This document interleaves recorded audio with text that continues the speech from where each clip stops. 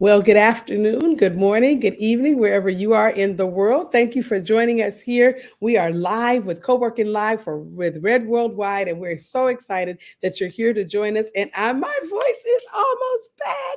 I'm so excited. I know some of you guys have been so concerned because I would go to speak and it's just the voice wasn't there. So we had to re-air some episodes to give me a chance to rest my voice.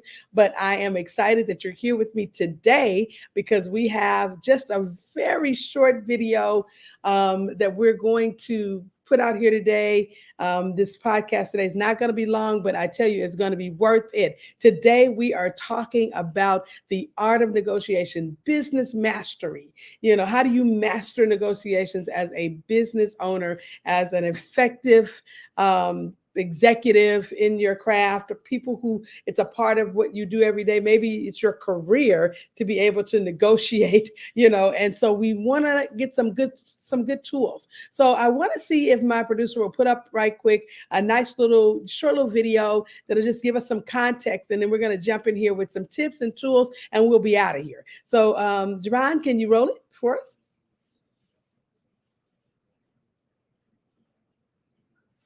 Welcome to our video on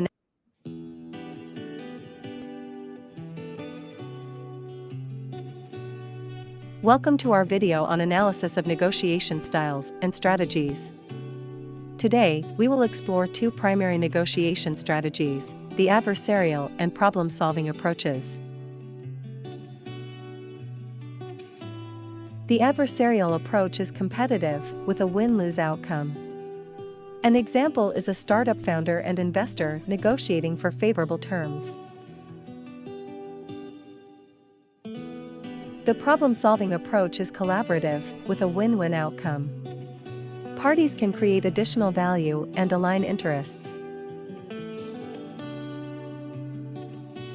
BATNA, or Best Alternative to Negotiated Agreement, is the best alternative course of action if negotiations fail. It provides leverage and clarity on when to walk away. Empathy and understanding are crucial for successful negotiations. They foster trust and facilitate the discovery of mutually beneficial solutions. Understanding and effectively employing different negotiation strategies and styles, along with a clear awareness of one's BATNA, are crucial for successful negotiations. I believe in taking an adversarial approach to negotiations, where each party aims to win as much as possible. I disagree. I think that a problem-solving approach, where both parties aim to find a mutually beneficial solution, is more effective. But in an adversarial approach, you have more leverage and can negotiate from a position of strength. That may be true, but in a problem-solving approach, you create value and build a relationship with the other party, which can lead to more opportunities in the future. I see your point, but sometimes you need to be assertive and stand your ground in negotiations. Of course, but being empathetic to the other party's position and understanding their needs can help you reach a better agreement for both sides. But what if the other party is being unreasonable? How do you negotiate with someone like that? It's important to understand their underlying interests and motivations. Sometimes, what they're asking for is not what they really want. Interesting. Can you give me an example? Sure. Let's say someone is negotiating for a higher salary. Their underlying interest may be job security or recognition for their work. By understanding their interests, you can find creative solutions that meet both your needs. I never thought of it that way. It makes sense to focus on interests rather than positions. Exactly. Successful negotiations require a clear strategy, empathy, and understanding of the other party's position. I agree. Thanks for sharing your perspective. My pleasure. Happy negotiating!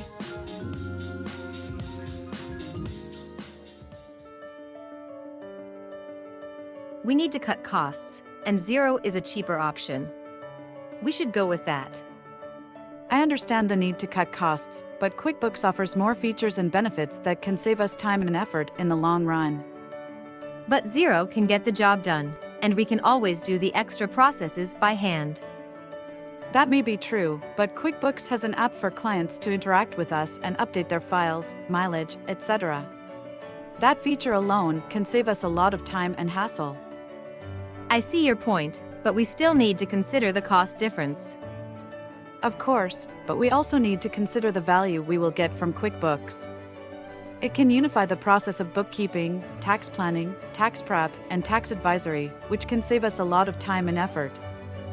I'm not convinced. We need to cut costs, and Xero is the cheaper option. I understand the need to cut costs, but we also need to consider the long-term benefits of QuickBooks. Maybe we can negotiate a better price or payment plan with the vendor. That's a good point. Maybe we can try negotiating with the vendor to get a better deal on QuickBooks. I'm glad we could find a solution that works for both of us. It's important to consider all options and find the best fit for our business. Agreed. It's important to find the right balance between cost and value. Exactly. And with QuickBooks, we can get the best of both worlds.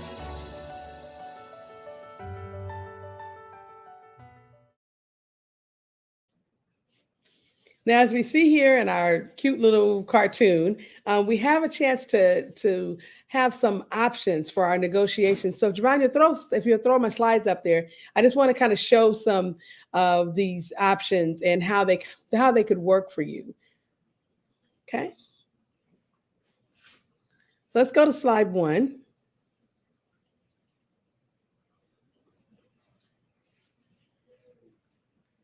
Next slide, please. So basically today, we've already started learning how to understand the negotiation style. Literally, we're only talking about 2 different styles, either the adversarial approach or the problem-solving approach. Most things are going to end up falling into one of those 2 categories. And you have to really discover which style suits different business scenarios. Most of the time, I am going for that problem-solving approach because the adversarial approach, while it could work in certain situations, it is not necessarily the best outcome, indicator of what's going to happen. You end up having adversarial interactions, and sometimes you don't get what you're trying to get out of the negotiation. So we want to be looking at, what it is that we're doing when we're approaching these styles, okay? And when we are thinking about the concept of the adversarial approach, if you'll go to my next slide, I appreciate it.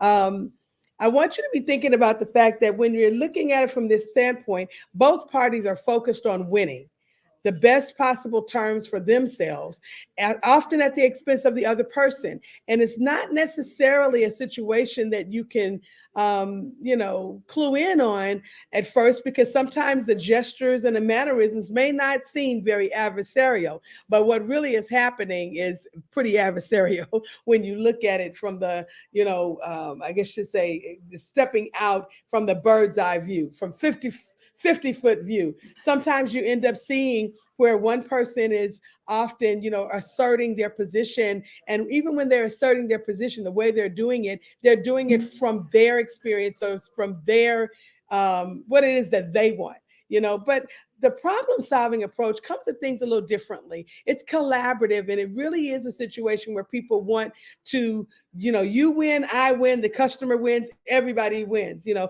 it's all about building stronger relationship, and it maximizes our joint gains. Throw my next slide up there for me, Javon, please. So I want to kind of talk about when it doesn't seem like you guys are coming to terms, what you can do. We call that BATNA, the best alternative to negotiated agreement. This concept is essential in any negotiation because it represents the fallback option. What you can do if it's just not working. I'm talking, you're talking, but neither one of us are really coming closer to an agreement. And so when you know your BATNA, it gives you leverage and clarity, and it helps you understand when to walk away from the table. Okay, let's see the next slide. So here's some practical tips for BATNA, best alternatives to negotiated agreement. The first thing is you got to be prepared. When you try to walk into a situation and you're not prepared really to have the negotiation, you're not prepared with some potential win-wins that will, help everyone walk away feeling like, okay, yes, I gave up something, but yes, I achieved something. Then you really don't get an opportunity to see things all the way through. And so come prepared with what your win-win is and what your win-win-win would be, right? Okay. And what you might be able to give in order to get something. All right. And then the second thing is you want to stay flexible. You don't want to be in a position where everything is so difficult, and you are rigid and you don't have anything that you could offer, in exchange to receive something else. And then the thing that you want to do is also be in a position where you're looking at building relationships. The whole goal is to stay in relationship, stay fluid and connected in such a way that it really does make sense for you and everybody else. You want to walk away with this as friend, or walk away from this as friends. You don't want to walk away from this as, adversaries. Okay. And having effective communication is key. I mean, being careful of your mannerisms. Notice that if you saw my little person in the slide show that we did a few minutes ago in the commercial, she had her eyes a certain kind of way. She turned her head. Her gestures were really showing that she was not pleased. We got to come to an agreement, and it needs to be the agreement of what I want. That's what she was showing. And so you want to have that effective communication that really gives off, I'm willing to work this out. Okay. And then in some cases, you got to know when to walk away. If it's just not working, there's a way for you to say, you know what, I can see that this is not something that both of us could do together, or this is not something that could work for us at this time. Let's revisit it in a year, or let's revisit it or not. Okay. Because maybe it's not something you can revisit. So let's just say, you know what, it's okay. I think we should continue to do what we both do separately from each other. And that's okay. And so I really feel like it's important for you to have these particular tips, because when you have these tips, it helps you to actually bring into your ecosystem the ability for you to negotiate and work together, with others in a way that is powerful and can serve you and your company better. Well, this has been Patience Rose. I know it's been a short one today, but I hope this has been something that's been beneficial that you can actually put into play right away. We thank you for joining us, and we look forward to seeing you again next time.